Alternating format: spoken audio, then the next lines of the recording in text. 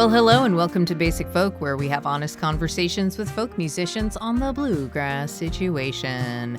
Today, our guest is Kris Delmhorst. This is nice. It is always a pleasure talking to Kris. I've known Kris for many, many years. Since we were both rolling around in Boston, I started working at WERS at the folk show at the coffee house in the year 2000. She was already a pretty big deal in the Club Passim Cambridge folk scene. I always thought she was super cool. And yeah, just a pleasure to have her on. Before we get fully into Kris Delmhorst, let's talk about Basic Folk's mailing list. You can sign up for that at the link in the show notes or at basicfolk.com. It's a once-a-month email, and it's the best way to stay in touch with the podcast.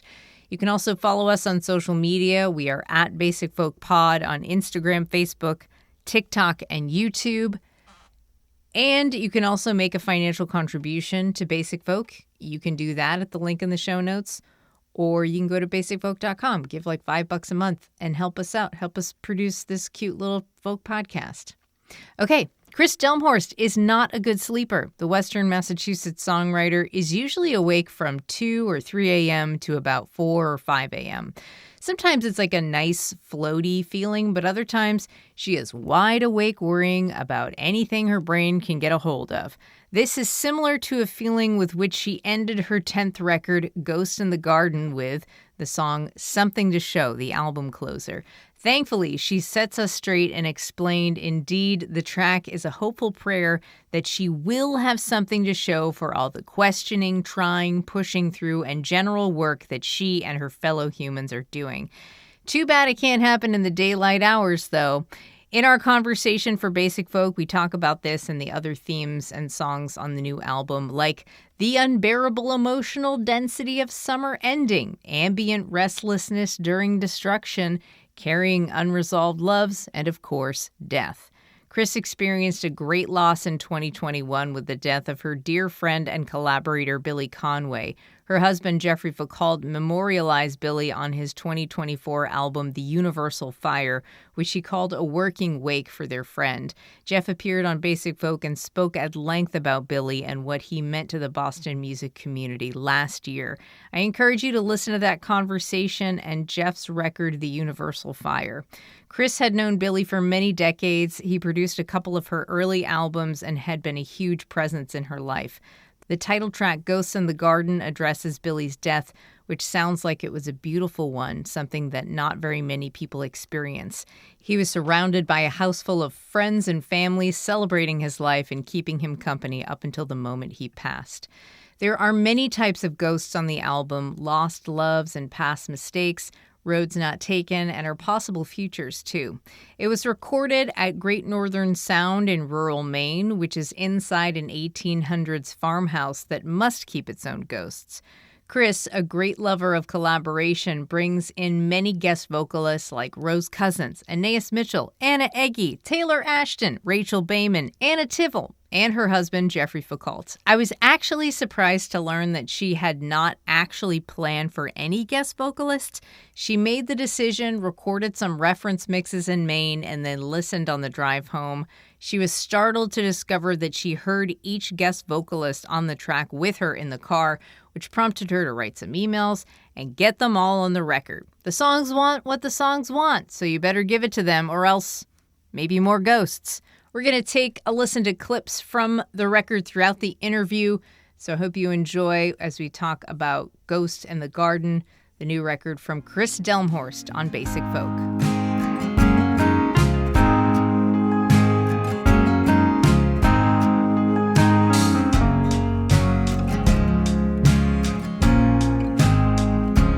Kris Delmhorst, hi, how's it going? Hi, it's good. It's going good. I'm very happy to talk with you today. And likewise. Awesome. So, congratulations on 25 years in this business. What the hell? So the year 2000, that's when I started my music journey as well. So, well, Cindy, if you want, my tape came out in 1996. I know, like, when I got to Emerson at the WERS Coffee House, you were already an established legend. Of course. I can say that. So it's over 25 years. I know. Isn't that crazy? Yeah. It's pretty weird. And for like the longest time, I've heard you and other people refer to you as KD, except for Jeff, who calls you Chrissy. I know. He's the only one who's allowed to call me that. I figured. So I thought about this because you credit yourself in the liner notes on Ghosts in the Garden as KD. And I know like they're your initials, Kris Delmhorst. Yeah. But there is something about like how it sounds when you say it. Like calling you KD is like when you have that friend where you just say like their first and last name. Yeah, it just like feels so natural. It feels automatic. How long have you been referred to as that? And how do you feel about KD? I like KD. I guess I do it sometimes in the liner notes because of how much I just hate seeing my name over and over and over again. Oh, no. Because it's like, you know, you end up having your name comes up a lot in the credits and it just starts to be like too much of it. I don't know. It's too much of it. I guess my name has always been, Delmhorst, it's kind of like, it's a little bit of a beast of a name. It's like, it's not super melodious. I don't know. The whole thing doesn't really roll off the tongue. It's like, it's fine, but it's never been, I never love to say my whole name or to read my whole name for some reason. It's just like never really makes me that happy. So I think like the whole bunch of people, kind of the Boston music scene started calling me KD. And there's a bunch of people that you'll call, there's a lot of calling people by initials, I guess, but I don't know. Mine just really seemed to stick and I'm into it. I like it. I'm surprised to hear that like, you weren't KD growing up. No, I was Chrissy growing up, and that's why. And then I finally, like, over years and years of really applying myself and effort and determination, I managed to lose it. And then Jeff started calling me that one, and so that's why he's the only one. He's the only one. Changing your name from like a nickname to like another name, it's like changing the part in your hair. Exactly. Yeah, that's gotta stay strong. You gotta just breathe through it. Ghosts in the Garden is your 10th album in 25 years, and the album is a meditation on grief, loss, and fate. I like how you define grief as also being lost loves, past mistakes, roads not taken, and our possible futures. So usually, like, when you think of grief, it's like after a death, but like this really kind of opens it up. How does thinking about grief this way help face that grief feeling? I guess because if you think of it as the death version, like a literal death that you're grieving, then it's like it's an episode. I mean, of course, you never stop grieving someone that you lose, but it's like it almost makes it like an exception to the norm. But I think grief of one kind or another is part of us all the time. You know, like you're noticing it more or less, or you're feeling it in different ways, or it's attached to different things, but it's just like loss is constantly a companion for all of us in lots of different ways. And so it's like, and it isn't even necessarily, I mean, you think of grief as sort of a negative emotion, but I don't think it necessarily is all the time. It's, it's that thing that's like almost the other side of the coin of love. You know, it's just like a very strong emotion that can really tie you to people or it's like it's a tie, even if it's sort of a via yearning than having, so I don't know, I guess it's just like a piece of the whole richness of being alive. And I think like specifically in terms of death, like there's certainly some literal death on this record, and I feel really strongly about that death is, I mean, obviously in our culture we're really weird about it and we like to just pretend it's not a thing and like la la la, and so it's sort of a smaller version of that same thing where like letting the fact of having something or wanting something or loving something and then having it go away is like so much of what opens us up emotionally and gives us dimension, gives us depth, and like, actually makes life a lot more dimensional than it is if you just focus on like all the pretty stuff. Now I can't even remember what you asked me, but maybe that is relevant. What I just said. Yeah. Usually when we get to a point in the question where someone's like, I don't remember the question, neither do I. Perfect. A little behind the scenes info. So Ghosts in the Garden was recorded at Great North Sound in Maine, which you called the Enchanted Kingdom, which is a studio built in the 18th century.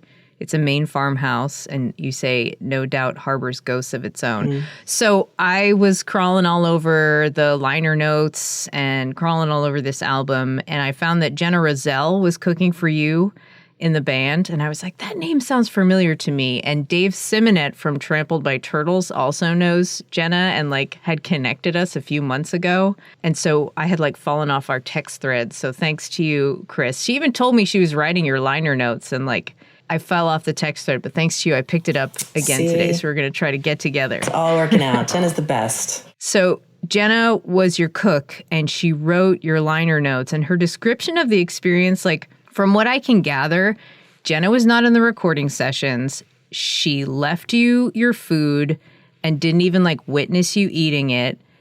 Her description of the experience is like a ghost. So I wonder if that was like why she was a good choice to describe the record. That's so cool. I didn't even think of that, but that's really true. We did hang out with her.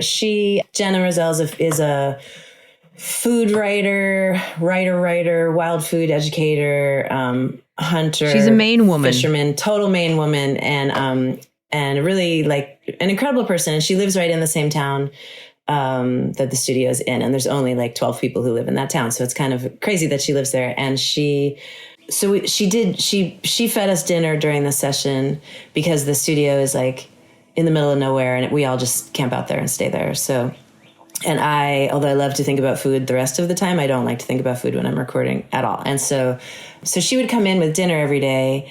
And she did end up eating with us once or twice. And she did do a little bit of cooking, like finishing the meal in the house, but she would just kind of sneak in. We'd be working, so she would sneak in and do whatever she needed doing. And there were these amazing meals because she's really into incorporating wild and foraged ingredients. So they would have crazy like acorns in them and stuff, but incredible. Anyway, so then she would come in and be doing her thing, and she could kind of hear because some of the band was in the one part of the house, and then I was upstairs on the second floor.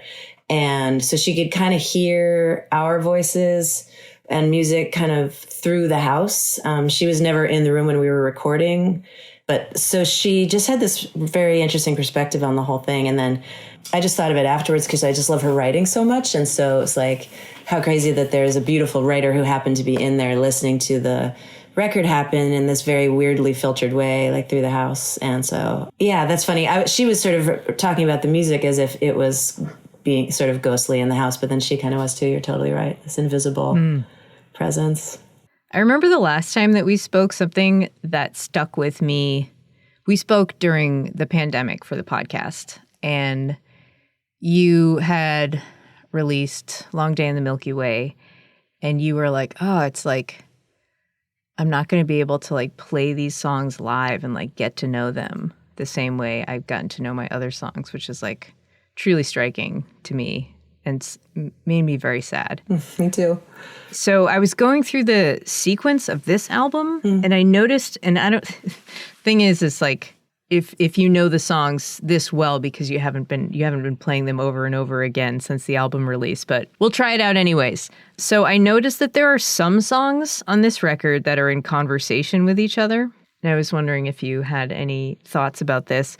So I was like, maybe all of these songs have something in common. So I actually like I put the song order in front of me and then put like a couple words description. I love it. And the ones that came up that were like the same were like Wolves, Ghosts in the Garden. They're about death. They're back to back. Detour and Age of Innocence are kind of like about destruction of Earth. Those are back to back. However, there are two that I feel like should probably get together, but they're sandwiched in between the Destruction of Earth songs. I sound like I'm playing like Cones of Dundor or something like this. But anyways, Not the Only One and Lucky River seems like they're also in conversation. So anyways, that's just like a little word vomit of what I was thinking about when I was looking at the sequencing of this record. So my questions for you, Kris, are do you see any parallels in these songs? And then when you're writing songs, and you're seeing that there's like common themes coming out or parallels coming out, is there anything you do to be like, oh, maybe I should like pay attention to these parallels? Well, I definitely see common themes. And part of it is, there's a few things I could say about that. One thing is because it had been a little while, I had a lot of songs kind of collected before we made this record. And so I actually had these, it's not on the wall anymore. I used to have it on the wall, like this crazy chart of all of probably 30 or 40 songs, and kind of like grouping them into different families and different... you were also playing Cones of Dundar. I was totally playing Cones of Dundar, yes, for like a year, trying to figure out which ones had anything to say to each other. And so that is how this batch of songs got together, is that they ended up like, once I knew the band I was working with... Actually, I guess I really had sort of collected the songs, and then partly I chose the players based on... to fit the songs. But then the songs definitely seem to be sort of like gathered around a central hearth of thematically, and have something to do with each other in one way or another. Some of them are more obvious and some are more like subtle. But the songs themselves, I wasn't really writing in awareness of the other songs, and some of them have been around for a while. Some of them are more recent. So like in the writing process, I wasn't really thinking about that at all. The only one that it even occurred to me is Wolves, which was one that I wrote super late, like maybe 2 weeks before the session, which happens a lot in my experience. Like as the ethos of the record and the themes of the record kind of clarify in my mind, then there's oftentimes one song that kind of comes running to like catch the bus. And that's definitely what that one was. So I feel like that one, like maybe I wasn't like really thinking about it, but I think it did get pulled into to the family of that record, because just it was a thing already kind of in my mind. But yeah, they're kind of, I think of it as kind of like a prism or something. Like it's sort of a lot of the same themes, and then they're kind of throwing different colors depending upon which song they're filtering through. Yeah, and I think it's so brilliant to start off with Summer's Growing Old, which is like just about like, yeah. Right? That's like how you'd sum it up. Yeah, that's perfect. You nailed it. Something in the air. I don't even know if I can keep on waiting here. Bright stars are dancing all around the sky.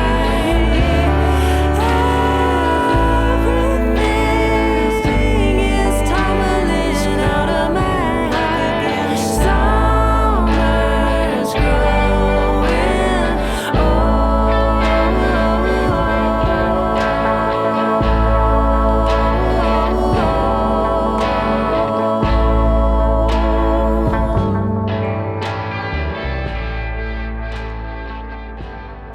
That was the last. I have I'm like, one of the plagues of being me is that I'm really second guesser about all my decisions. And I mean, I'm not exactly, I know when I've arrived at the right decision. I feel really solid about it, but sometimes it takes me a really long time to get there and a bunch of false starts. And Jeff calls it chasing the waiter, because I usually in a restaurant, like I order, and then once I order, I find that clarifies for me what I really wanted, and then I have to go run and chase the waiter and like tell them what I changed my order. Anyway, so Summer's Growing Old was kind of a chasing the waiter moment where we'd recorded, it was mastered, we had a sequence, it was all completely finished, and then I was like, wait. I need that one at the beginning. And it was an idea that a friend of mine had, a couple friends of mine, and it was sort of echoing exactly, it answered a problem that I was having with the record, which was how we got into it. And I really love it because it is like so open, that song. It feels like a prologue, like it sort of creates the space that the rest of the album can happen in. You know what I mean? Yeah. You wrote a really great track by track about the songs on this record, and you said that Summer's Growing Old was to see if you could write something that you could sing in the round, and that it was like a technical quest and lyrics were stream of consciousness. So in the liner notes, you thank Matt the Electrician and your Song Game crew. Mm-hmm. So this kind of sounds like it came from that crew? It did come from that, yeah. Yep, several of the songs did. What do you like about challenging yourself with this type of songwriting, either like on your own or with a group like Matt the Electricians? The group, just to fill in, is a songwriting group made of a bunch of writers from all over the country, and it all happens on email. And our friend Matt the Electrician, who's a great songwriter, gives us a prompt every week, and everyone has to write a song to this prompt. And so it's usually like 2 or 3 words, and the rule is you just have to use those words in that order in the song at some point. And Don't you get kicked out if you don't do it? I mean, in theory, but it's not that hardcore right now. Okay, he's very nice. So. He's a little too nice, maybe. And it was, I mean, when I was a little more scared of getting kicked out, I was more consistent about it. So anyway, so I've been doing this on and off for like, I think I joined in 2014. I've been doing it for a long time and written a lot of really random songs for this project. But what's nice about that method, I love it.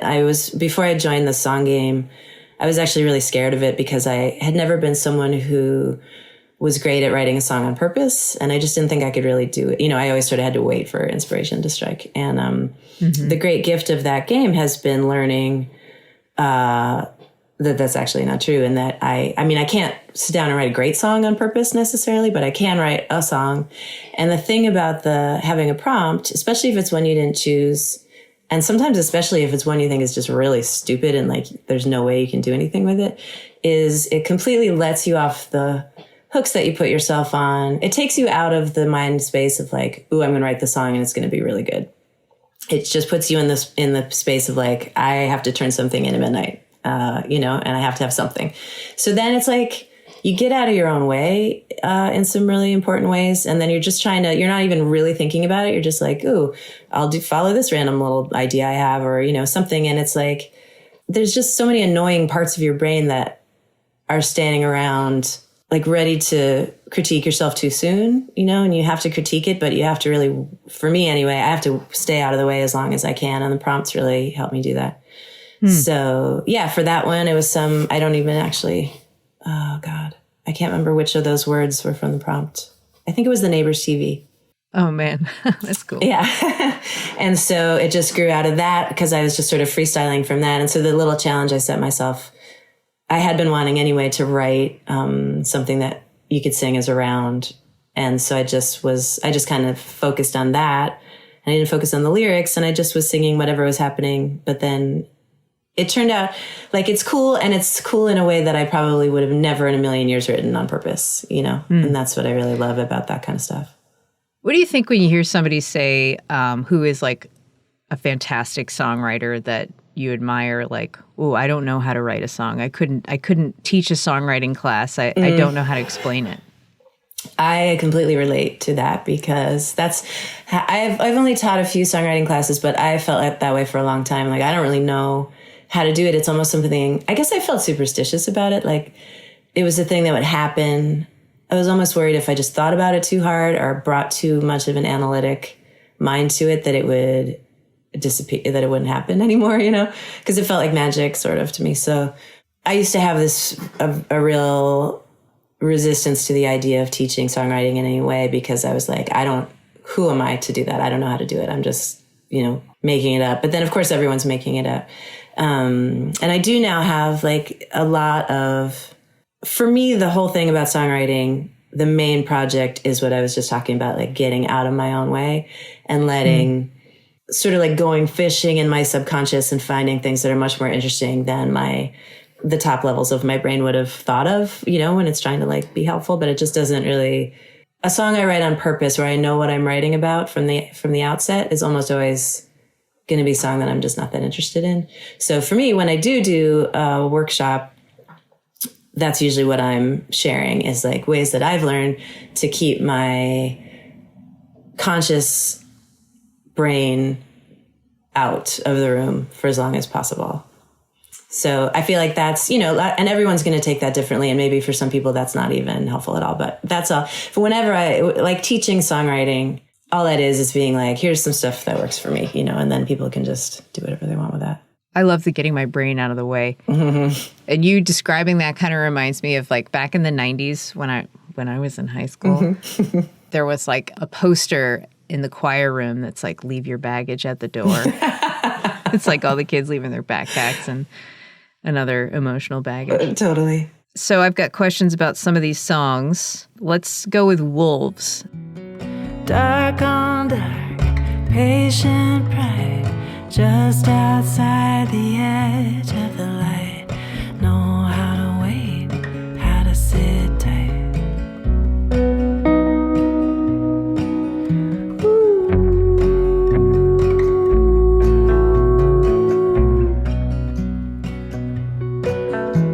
When I was a child, you were the tallest one, tallest one.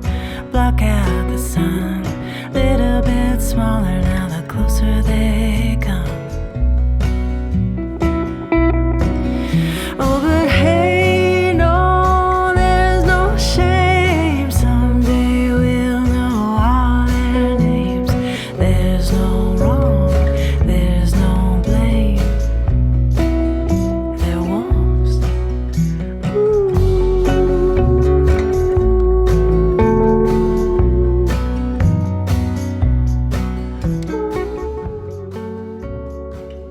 So this is a song about trying to make friends with death, aka the wolves.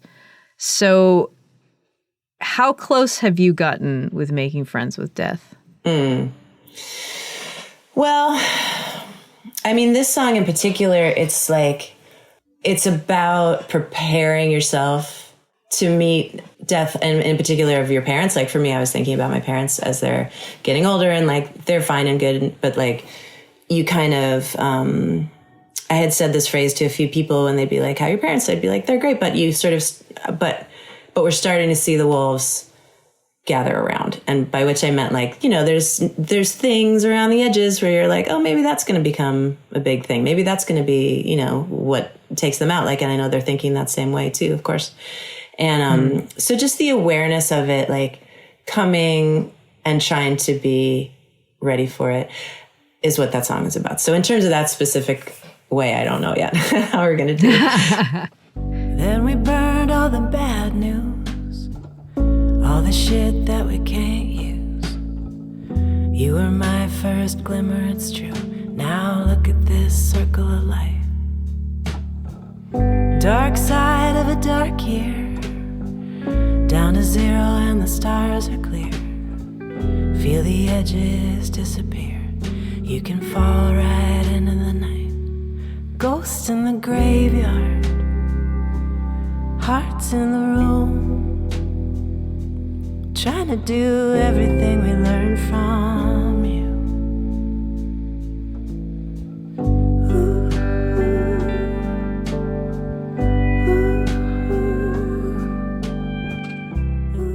I have, you know, another one of the songs, the title track Ghosts in the Garden, is about when our friend Billy Conway died. And it's sort of describing the scene of that exit. We were all kind of in his house for a week or two on and off. A lot of people just being there and keeping him company while he was basically working on dying. And that experience taught me so much about what it can look like to do death with like respect and a sense of humor and a sense of just like folding it into as a part of life, which is what it actually is, you know? And so, so I'm really grateful for that. I mean, I don't know, obviously no one just like does a beautifully elegant version of dying, but that was about as close as I could ever imagine anyone. Yeah. And so I think for all of us that were there was like a huge gift in terms of expanding our idea of what it can be like to be, you know, not okay every minute, but like big picture kind of okay with the idea of death. I love the way that Ghosts in the Garden starts. Like it seemingly starts like mid-conversation. Then we burned all the bad news, all the shit that we can't use. Was that your intention to make it seem like you'd already been talking?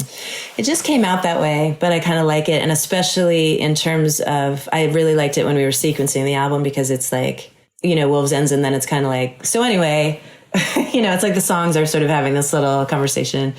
Yeah, that's just kind of the way that one came out. That's just the way it started. Yeah, there was one day I was at work at the radio station in Pittsburgh and my colleague and I were talking about songs that start mid-sentence.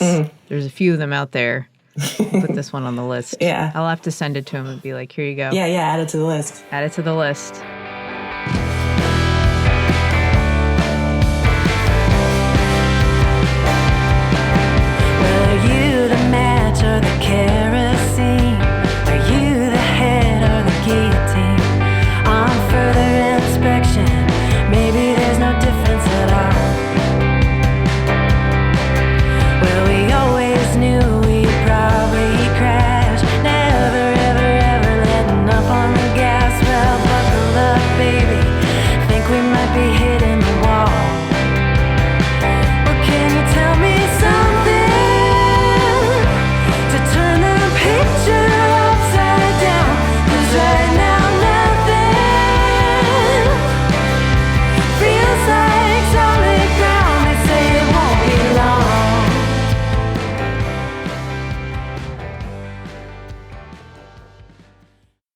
The next song, Won't Be Long. Mm.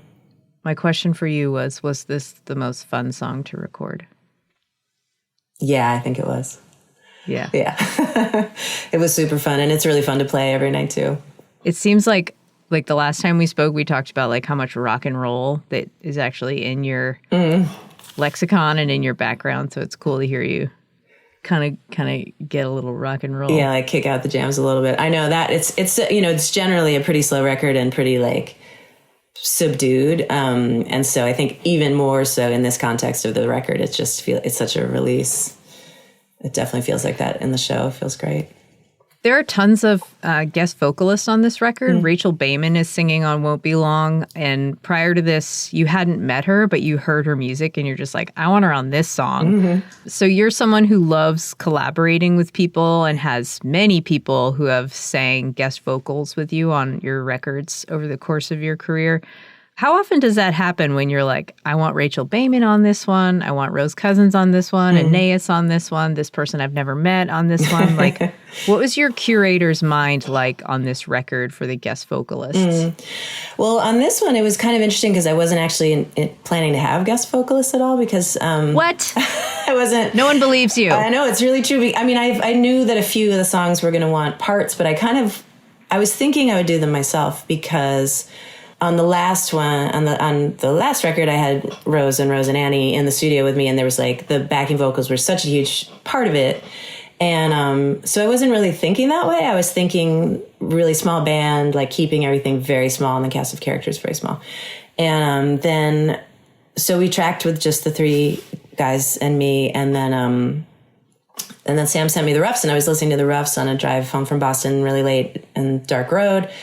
And I literally heard all of those people who are on the record right now, like heard those voices as I listened down the tracks, heard them like they were in the car with me. It was the weirdest. I've never had that experience before where it was just like, there they are. It was, I mean, I all the time I hear a vocal part and then I'll be like, oh, who would be fun to sing that? But this was just like, there they are. Like the song has spoken. That's the person that it wants to have on there. So wow. I went home and I just emailed them all the next day and was like, so Rachel, I didn't know. Anna Tivol had actually stayed in my house twice, but I wasn't here either time. So we sort of felt like we knew each other, but in fact we didn't. Yeah. It was funny. I mean, Taylor, I know, but not super well, but it just, I'm sure for him, it was a little out of the blue, when I asked him to do it, but I don't know. I just followed my gut on that one. I really love it because it was like this record with a tiny little family, and all of a sudden it has this big sprawly, family, and it felt really good. Yeah. Everybody's guest performances are like knockout. I feel like it's hard to pick a favorite, but mine is Anna Tivol's. I really love it too. That's a good one. So she's singing on the song Not the Only One, where the repeating line is, so I think this is my favorite song in the record, so I have lots to say about it. Hey, you, with your hands on the table, you, with your eyes on the wall, you thinking a mile a minute, hey, you, saying nothing at all, you watching the bus leave without you, you letting your coffee get cold, hey, you, blinded by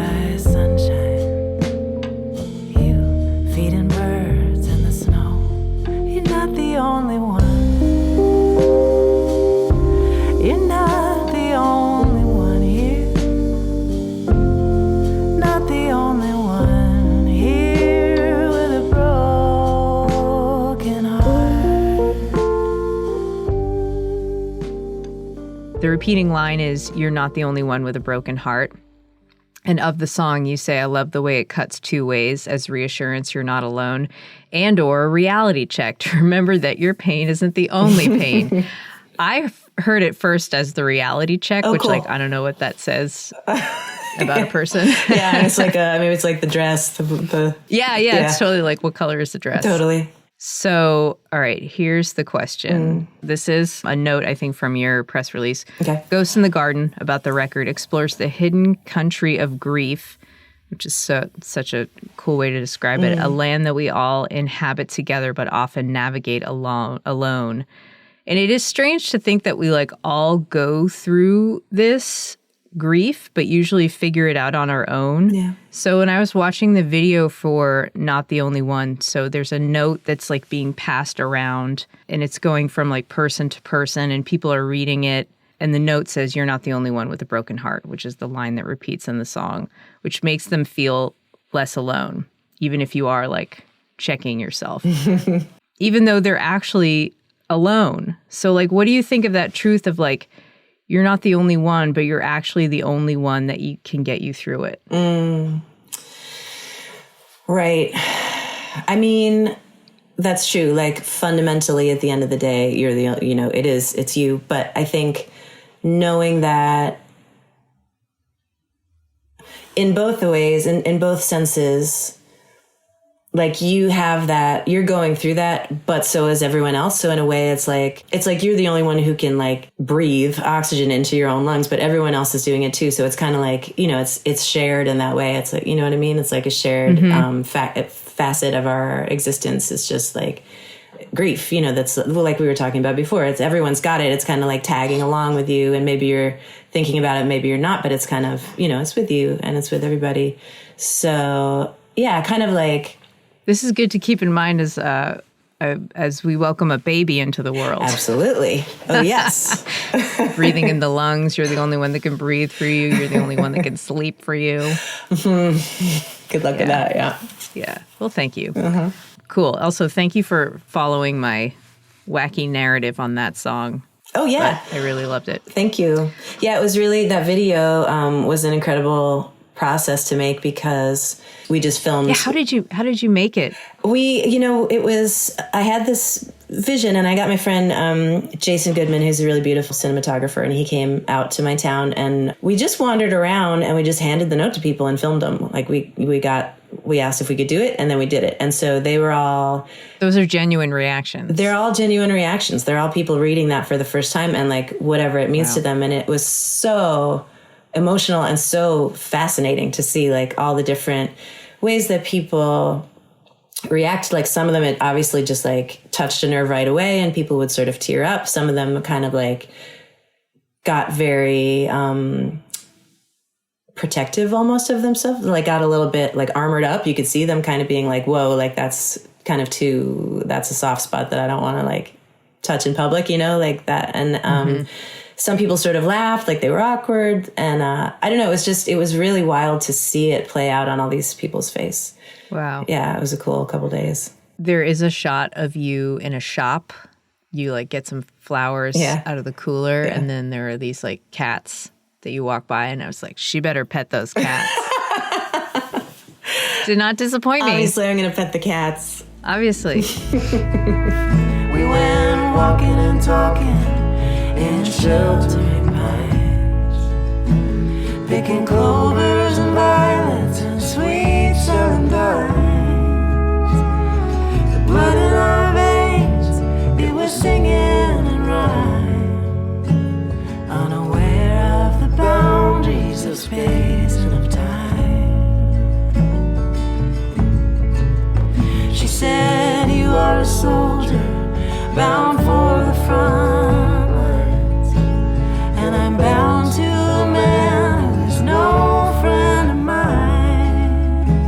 Well, doesn't it feel like a terrible crime to be prisoners to the boundaries of space and of time? The next song, Beyond the Boundaries. So this is a fictional narrative about star-crossed wartime lovers fated to part. It's also about, which is, I think, really cool, carrying unresolved loves with you. This is the one that Taylor is singing on. Right. When fictionalizing these characters, like the question that comes to mind for me is like, what war were you thinking about and why? I don't even know if I was thinking about a war. I mean, I guess, I don't know, my kid sort of loves like World War II romance, tragic romance stories. So that's probably the time period I was thinking about. But when I was writing it, it was sort of more like an elemental like an archetypical, just sort of, that's just kind of the story that came out. And I left the story really open, and I didn't put a whole lot of signifying details in it. So it can be really whatever war you want, Cindy. Make it your own. No, just curious if it was like I guess if I had to say, it would 1812 or... Oh, 1812 is a good one, yeah. Yeah, I was picturing, there were trains involved. I think I was picturing a World War II kind of situation. Yeah. I figured it was like a World War II because there is like some kind of like weird romance about World War II. I know, isn't that weird? It was definitely not romantic at the time. Push a little boat out on the water. Row it all the way across the sky. Dig in the oars, set it spinning in kaleidoscopes. Phosphorescent stars striking off the hard flint of your eyes. Give me something to show.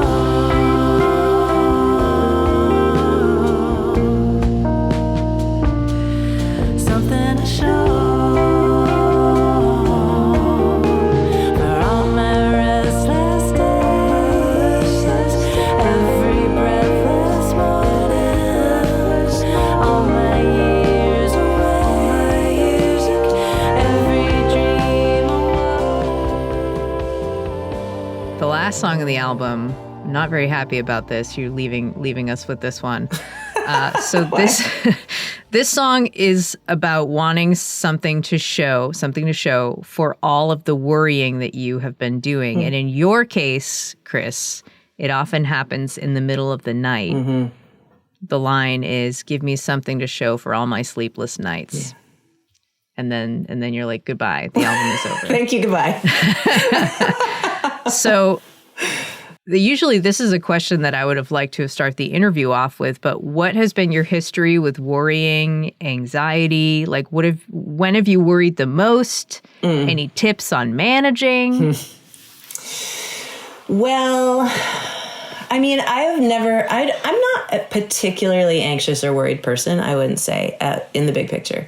However, I am really bad at sleeping now, and I didn't used to be, and I do blame my child, and I'm sorry to tell you that. But it just, now there's a section of the night, most nights, that's kind of like, it's like your 2 to 4, 3 to 5 kind of time when I am usually going to spend part or all of that time kind of lying there. And sometimes it's peaceful and I'm just sort of floating on nice thoughts. But a lot of the time, that's when the sort of spin cycle happens. And there's really no shortage of things to worry about, as it turns out. Obviously, I have a kid who's a junior in high school. There's a lot of material there. That's when I do get a lot done because I'll think about all this stuff. I'll think about music a lot then too. And so it can be productive, even though it's kind of annoying because I'd rather be asleep, but that it can be that kind of thing. But all of my, just worrying about the world going to hell and all the various ways that it is going to hell right now, like that stuff, it just kind of circles around, and it's like looking for solutions. And certainly with music and stuff, I'll find them sometimes in there, and I'll find sometimes answers to questions, but sometimes it just feels like it's just a merry-go-round of, futility. So it's kind of like not just that middle of the night stuff, but basically like all the trying, all of the kind of self-questioning, all of the pushing through things that you need to push through, like all that kind of stuff. It's like just hoping that that's all going to actually inch you forward, or inch in some cases like us as a whatever, a country, a species, like just that we're actually gonna, inch ourselves forward through all of this work that we're doing. So, I think, so yeah, it ends on that line, "Meet me now, I'm ready." It's like, I think of that as a hopeful line, as an opening to like, to being changed or to being enlightened in some way, like that's where I was hoping to leave that. Does that help? Great. Yes, it does. Okay, good. I feel better about this record. I'm so glad. Thank you. Okay, your daughter, Hazel, has put out one song into the world, and she has been playing some gigs. She is a junior in high school, but I'm wondering, what is the latest with Hazel's music? Is she moving to Nashville to get a record deal? What is happening? Not that I have heard about. Yeah. She's like, she is a force of music. It's really wild to watch her just continue to grow into it. You probably can't hear it, but she's playing piano downstairs right now. She's kind of like, it's mostly just hers right now. She's very happy to share it, and she'll perform when she gets the chance, and she'll just like play, if there's like people over and we're all just hanging around in the kitchen, which is where the piano is, she'll play some songs, and she's not worried about that at all. Like, she's very comfy doing it. But she's recorded probably 3 full albums of stuff, but because she's the age that she is, like, by the time we're even done with it, she's over it, Yeah. So that's where she's at. She's just like, she puts so much time into it, and right now it's just hers, and it's awesome. And I almost like envy it a little tiny bit, Yeah, that's cool. Mm-hmm. Do you have any updates on trends that are happening that Hazel has told you about that you can share with us? Oh my God, I'm sure I do. The Ice Bucket Challenge is back. Is it? It is. I just dumped a bucket of ice water on her. There's that. Let's see. It's mostly just like terminology, which is ever changing and very vivid. I find high schoolers hilarious. And I guess I was sort of scared in the standard way that people are scared of having a teenager. And it's just honestly the best. And it's so freaking funny all the time. So I don't know. I'm trying to think of specific things that they have.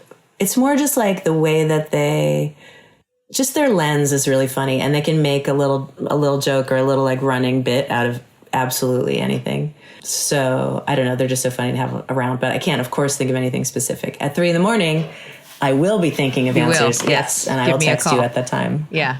Well, Ice Bucket Challenge really got me. I went up like a few octaves in my response. So that one really worked. All right, Kris, let's do the lightning round. Oh, yeah. This is a special garden-themed lightning round. What type of plant are you in your garden? Oh, God. I am asparagus. What about Jeff? Let's see. Jeff is maybe like I think he's a tree. Maybe a peach tree. That's cute. He's pretty solid. But peachy.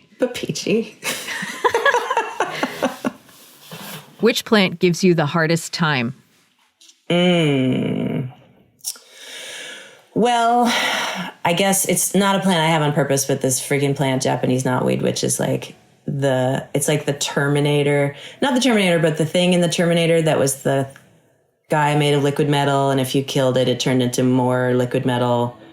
You know who I'm talking about? Yes. Yeah. It's a weed that's like that. Which plant is the most musical? Well, that's so nice.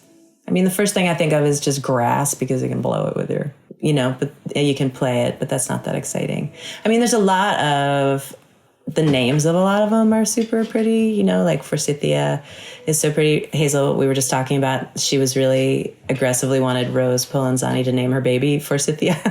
Forsythia Polenzani. So I've made a whole song out of flower names. So I guess that's a little bit of a cop-out, but I would say a lot of those names. Magnolia, which is what I'm looking at right now. I have a song called that. JJ Cale has a song called that. Yeah. Let's go with that. Okay, this one is, which flower looks most like a person? Well, I don't know if it's a person, but have you ever seen a fava bean flower?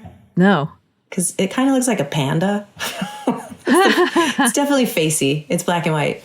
It's really cool. Right. You should see one. I'm going to look that up. Yeah, we'll accept that answer. Okay, let's do this one. What plant is the most fragrant or smelliest? Well, mock orange. Have you ever heard of that one? Mm-mm. It's really cool. It's really pretty, and it's about to bloom in the next few weeks, and it's like it sort of smells like orange flower, and it makes your entire neighborhood smell like orange flower. And my grandma had one in her yard in Brooklyn, and that's why I planted one, is because that smell, it just like completely puts me in her yard in Brooklyn as a kid, and it's so cool. Amazing. Yeah. Okay, this is the last one. What is the scariest plant in the garden? Well, that's not weed is, but I'm going to think of a different one for you. It's definitely the scariest. I don't know if you've ever seen a radish that like you didn't pick and forgot to pick, and it was a spring radish, and then it was in the ground all year, and then you pull it out in the fall, but it looks like an actual monster. Yeah. Yeah. That can kind of look like a chemical burn victim. Exactly. Or like a sort of five-eyed frog, kind of like a nuclear accident kind of situation. Yeah. Yeah. Wow. Elderly radish. I'm going with that. All right, we did it. Thank you so much for talking to me. Thank you for having me. And congrats on the record. Thank you. This episode of Basic Folk was produced by Anthony Cabrera. Basic Folk is a production of the Bluegrass Situation. You can find all of our episodes there. You can check out basicfolk.com. You can go to folkalley.com or Folk Alley's mobile app. Check us out on the SiriusXM app by searching for Basic Folk, or you can listen wherever you get your podcasts.